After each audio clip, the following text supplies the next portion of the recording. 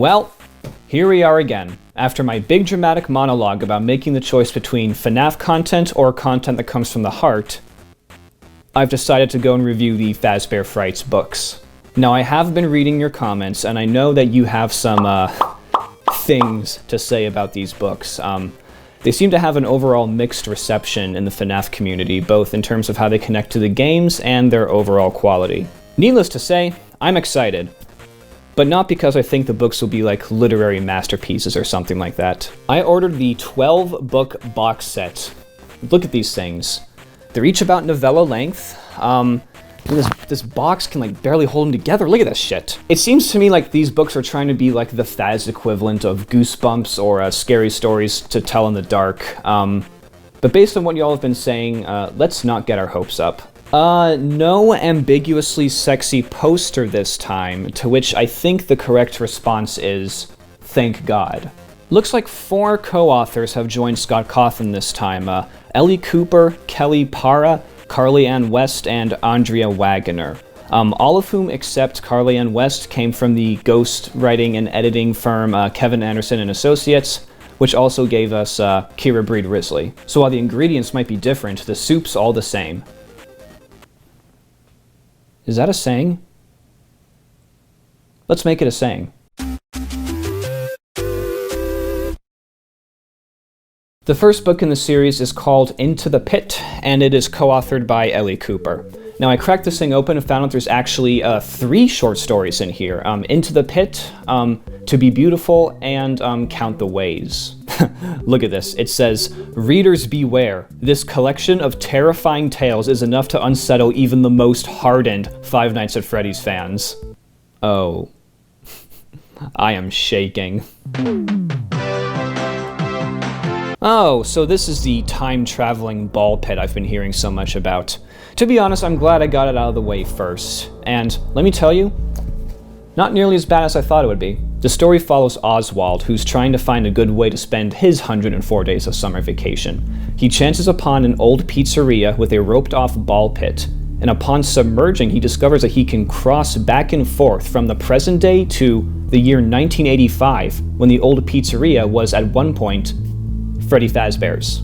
So yeah, the instant I got to that part, I knew that this wasn't going to try and connect to the games or the novels in any way, so that took a bit of weight off my shoulders. I didn't really feel like I had to pay attention going forward. I was getting into it at first. While the writing is the same like cut and dry style as seen in the novels, the actual narration had a lot more character to it. It's a lot more influenced by the POV of the protagonist, which I liked.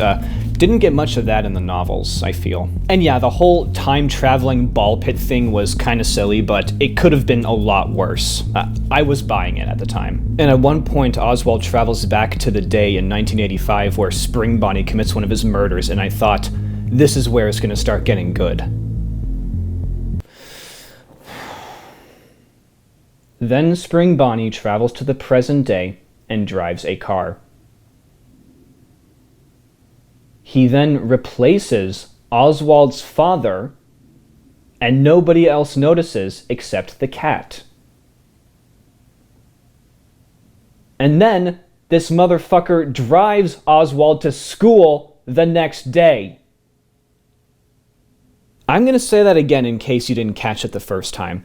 Spring Bonnie travels forward in time from 1985, replaces a kid's father, and drives him to school. I'm not even going to talk about the rest of it. It's really just stupid as hell.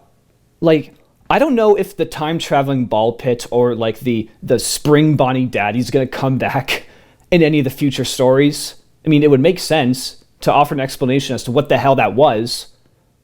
But seriously, was this a story that Scott Cawthon just had to get out there?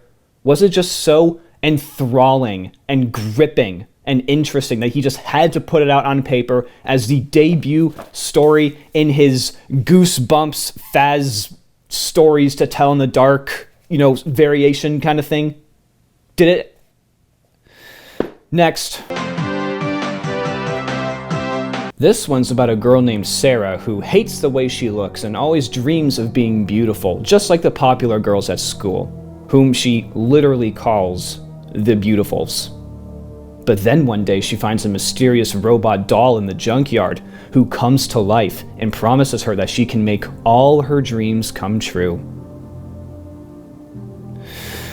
You can probably guess where this one goes. Despite the predictable storytelling, this one actually managed to be the most interesting for 2 reasons. One, it introduces this kind of like life-sized robot doll of a hot Charlie / circus baby named Eleanor this time around, further cementing the fact that these stories have just completely gone off the rails from the other FNAF books we already know.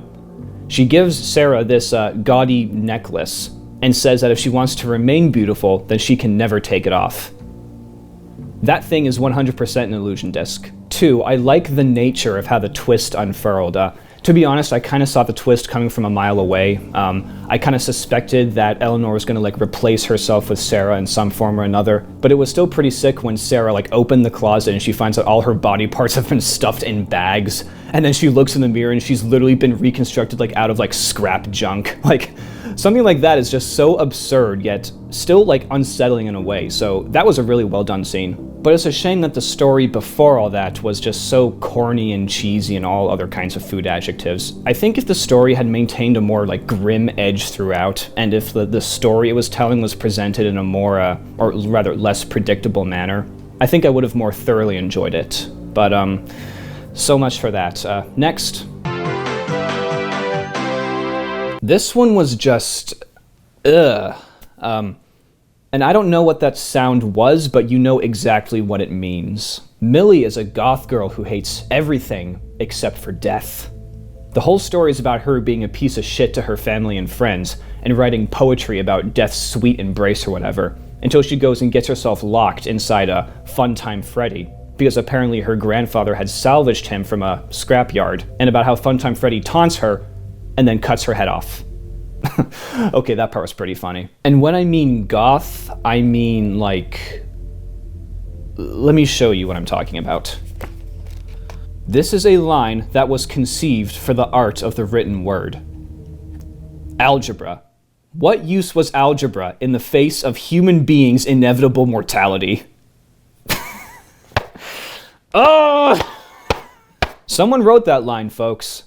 Someone unironically wrote that line and thought that it would be a completely dignified and natural string of words. This is like if someone's only frame of reference for writing a goth character was the goth kids from South Park, not realizing that the whole thing was supposed to be a comedy. What did I actually like about this story? Well, I mean, I guess I liked the kind of message it had about how the threat of impending death kind of forces people to reconsider like how they feel about death and mortality and all that. And Funtime Freddy's sentience, I guess, was interesting if nonsensical.